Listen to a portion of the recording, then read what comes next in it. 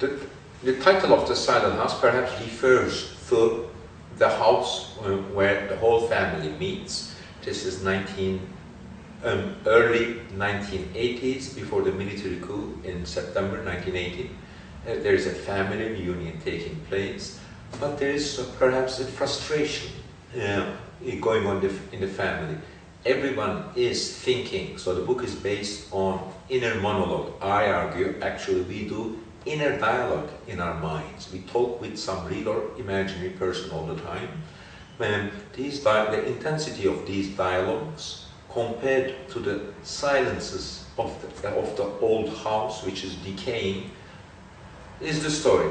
My book titles do not explain the book, but add one more little enigma to the whole plot. I wrote this book after the military coup of 1980, when the book was published. Everyone, including me, no one thought it was political. There is only one political person, obviously, is the right-wing nationalist, that would be high school dropout and would later join right-wing shooters or killers, Hassan. And for me, that wasn't too political. I do my best to identify with him. And at that time, Turkish army not only rounded up the leftists, but also rounded up the right-wing shooters and put them, and just like Marxists or leftists, tortured them too, and got a lot of confessions which were published in the newspapers. Hassan's voice is based on these confessions, which I was very interested and read very carefully, sometimes enjoying their poetic structures, the way he resents and the way he blames others for his mistakes. But then maybe I shouldn't explain the inner dialogue of my characters.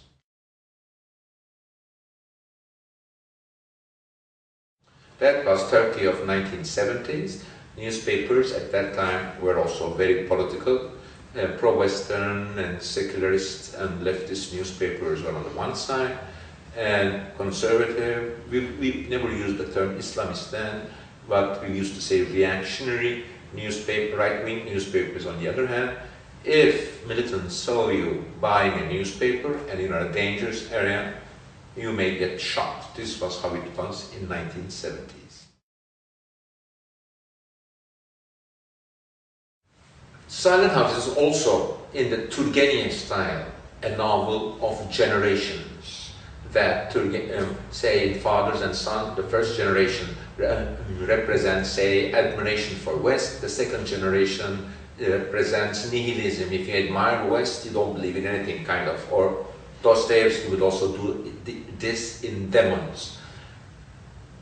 Silent House is a novel of generations in that sense. The first generation, perhaps alluding to the founders of Turkish Republic, they are Jacobean, they are down to business, they love their country, they want to modernize it, but they are also somehow cruel and do not understand their people, or they are more busy with their military power or powerlessness, but they're more busy and narcissistically busy sometimes with their visions of modernization, while the rest of the nation, in fact, is reacting to them, resisting to them.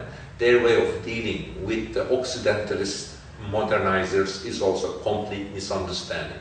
Lack of communication between these two parties in 1970s led to shooting of these two parties, especially youngsters, in each other in the streets. 30 years passed, at least today they're not shooting themselves in the streets. That's a development.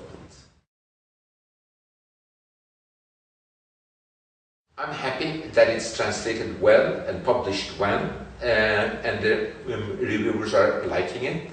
That this book, I traveled with this book a lot. Also, this book introduced me to international readership.